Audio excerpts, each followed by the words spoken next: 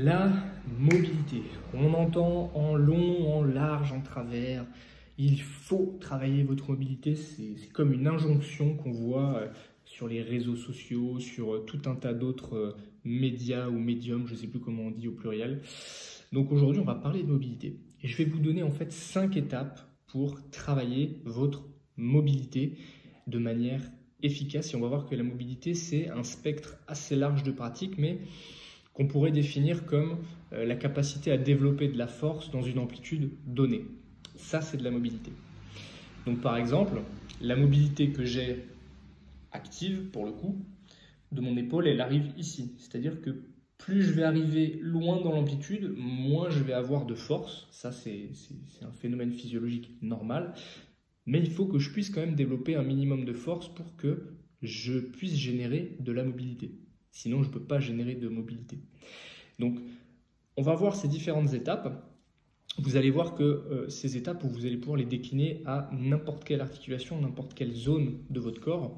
Je me suis fait un petit pense-bête parce que j'ai 2-3 choses à vous dire. Donc, si jamais je baisse les yeux, c'est pour regarder mon petit pense-bête. Donc, le premier truc, quand on va parler de mobilité, notamment dans le cadre de douleur, ça va être d'essayer de désensibiliser la zone. Donc, pour désensibiliser une zone, il faut bien comprendre qu'il y a plusieurs modalités. C'est-à-dire qu'il n'y a pas un seul moyen de faire tomber la douleur ou de faire tomber la sensibilité qu'on va avoir sur une zone, il y en a plusieurs.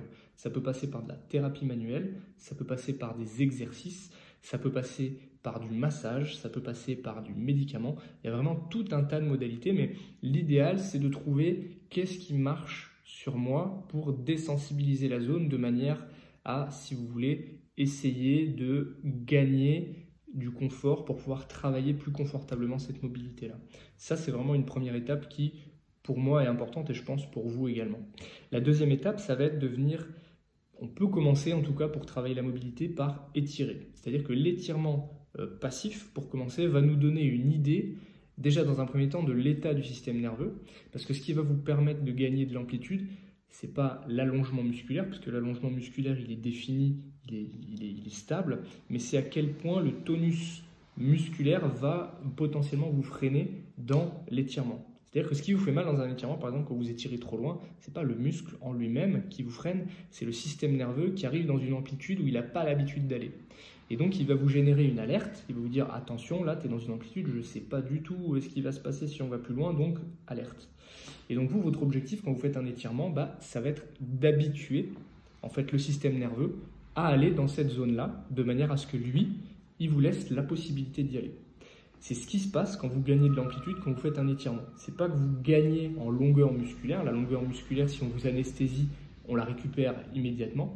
Mais c'est le tonus du système nerveux et le niveau d'alerte du système nerveux. Un test que vous pouvez faire, c'est étirez-vous maintenant directement n'importe quel groupe musculaire, par exemple l'arrière des cuisses, où c'est souvent là où on retrouve des raideurs parce qu'on se penche tous en avant. Ce que vous faites, c'est que vous faites 5 minutes de relaxation et vous refaites le même étirement. Vous allez voir que le fait d'avoir fait quelques minutes de relaxation va faire tomber un peu le tonus du système nerveux et va faire diminuer le niveau d'alerte de ce dernier, ce qui va vous permettre de gagner en amplitude. Vous pouvez tester ça. Troisième étape plutôt, puisque la première étape, désensibiliser, deuxième étape, c'était étirer. La troisième étape, ça va être pour le coup de contrôler le mouvement. C'est-à-dire qu'une fois qu'on a fait des étirements passifs, maintenant ce qu'on va essayer de faire, c'est de le faire de manière active et de contrôler le mouvement. Donc par exemple, si je vous prends l'épaule, un mouvement contrôlé, ça pourrait être de faire des rotations actives contrôlées de l'épaule dans une amplitude maximum, c'est-à-dire d'aller chercher les amplitudes maximum en contrôlant le mouvement. Et regarder dans quelle zone de mon amplitude d'épaule je ressens qu'il y a des raideurs, je ressens qu'il y a quelque chose qui me gêne, avec lequel je ne suis pas à l'aise. Ça peut être intéressant. Ensuite, la quatrième étape, ça va être de gagner activement. Donc ça va être de trouver, une fois que vous avez trouvé ces zones dans lesquelles vous n'êtes pas à l'aise, imaginons, je ne suis pas à l'aise ici, et ça va être de partir de cette position-là, de mettre en fait, là pour le coup, l'articulation dans une zone de résistance. Donc là, par exemple, si je suis comme ça, je ne vais pas travailler comme ça parce que j'ai, pour ainsi dire, aucune gravité qui s'exerce. La gravité, elle s'exerce dans l'axe quasiment de mon numérus, donc c'est peu intéressant. On va essayer d'ajouter du levier. Donc par exemple, pour travailler l'épaule, je vous renvoie vers la vidéo que j'ai faite il y a quelques semaines de ça, c'est de faire un travail à plat ventre, bras dans le vide. Où le but, et vous imaginez que je suis à plat ventre, le but, ça va être de travailler à lever l'épaule dans l'amplitude qui me gêne. Encore une fois, c'est toujours pareil, même principe, c'est pour habituer votre corps, habituer votre système nerveux à passer du temps dans cette position-là, de manière à ce que lui, en s'habituant, fasse tomber le niveau de vigilance et fasse en sorte que vous soyez plus confortable dans cette amplitude. Et ça, c'est le même principe pour tout. Ça peut paraître contre-intuitif, mais ça fonctionne relativement bien quand on le pratique de cette façon-là et suffisamment régulièrement. Parce qu'il y a une notion de fréquence. Là, je vous parle évidemment d'une modalité spécifique de travail, mais dans cette modalité spécifique de travail, on va avoir une notion de fréquence qui va être importante, puisque pour avoir un effet intéressant sur votre corps, le corps a besoin d'être stimulé fréquemment.